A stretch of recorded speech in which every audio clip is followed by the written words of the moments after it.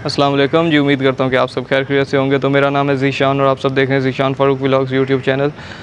रावलाकोट की अपडेट के लिए आप लोग इस वीडियो पे आएँ। हम रावलाकोट से रिलेटेड डिस्कशन करेंगे और इस वीडियो में मैं आपको ये भी बताऊँगा कि जो बैकडोर मामलात चल रहे थे, बातचीत चल रही थी या मुज़ाकरात चल रहे थे, वो नाकाम क्यों हुए, उनके फ़ेल होने की क्या वजह थी, कौन कौन लोग उसमें शामिल थे, वगैरह वगैरह ये चीज़ें डिस्कस करेंगे आज की इस वीडियो में। और पूंछ डिवीज़न और रावलाकोट पुलिस वगैरह की तरफ से एक बड़ा ही सख्त एलामिया जारी किया गया, वो भी डिस्कस करूँगा इस वीडियो में।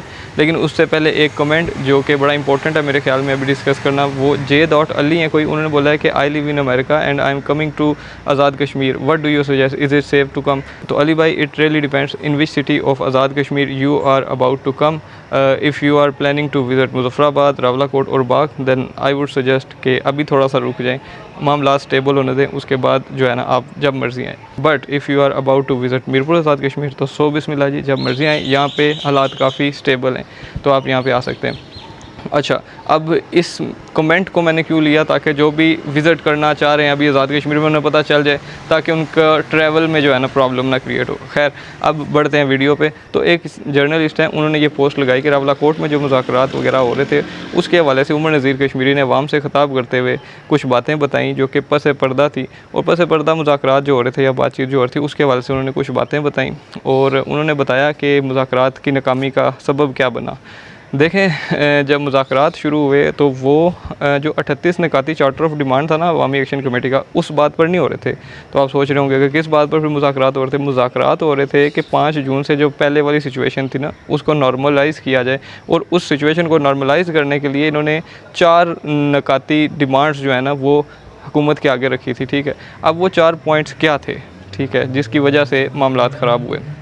उन 4 पॉइंट में से पहला पॉइंट ये था कि जो काला दम का टैग दिया गया है, ठीक है, उसको ख़त्म किया जाए, जिस पर हुकूमत ने साफ इनकार कर दिया और उन्होंने कहा कि जब तक आप धरना ख़त्म नहीं करेंगे ये टैग आपका ख़त्म नहीं होगा।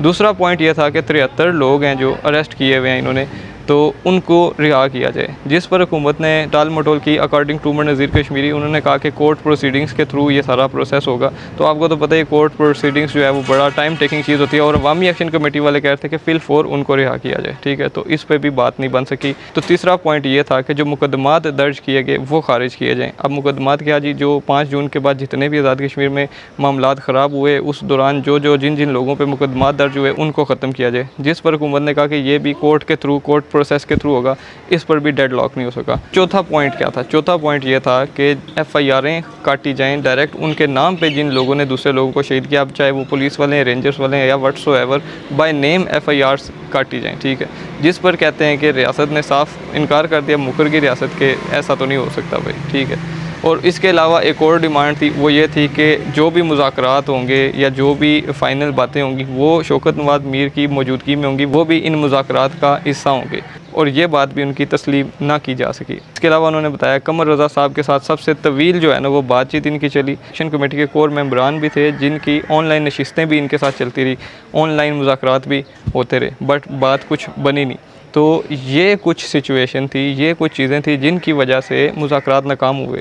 ठीक है, अब इनको मुज़ाकरात कहें या बातचीत कहें, मैंने तो अपनी बहुत पहले एक वीडियो में कह दिया था कि मुझे लगता है कि अब न्यू मुतालबात ऐड हो जाएंगे जो इनकी पहले वाली डिमांड्स है। तो न्यू मुतालबात यही थे।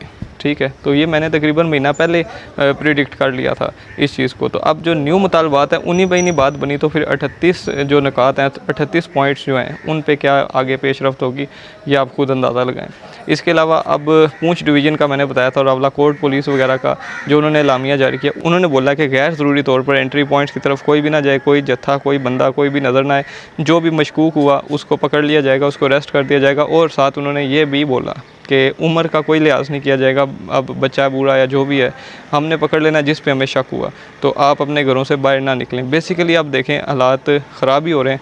अब जब पुलिस वाले कह रहे हैं घरों से ना निकले, अब आवाम तो यहाँ से निकली हुई है, मीरपुर डिवीज़न से भी लोग गए हुए हैं, वीडियोस देखने को मिल रही हैं, सोशल मीडिया पे लोग जा रहे हैं।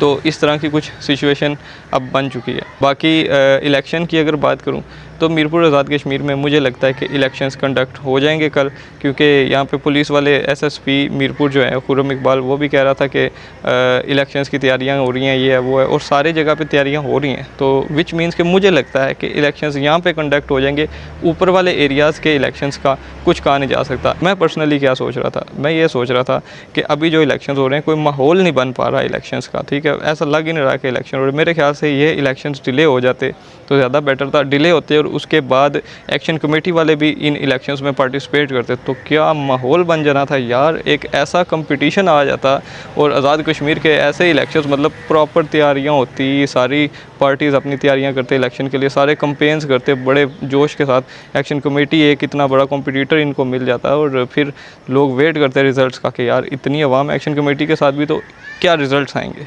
तो अगर इस तरह चीज़ हो तो यार क्या मज़ा नहीं आएगा, आप खुद सोचें।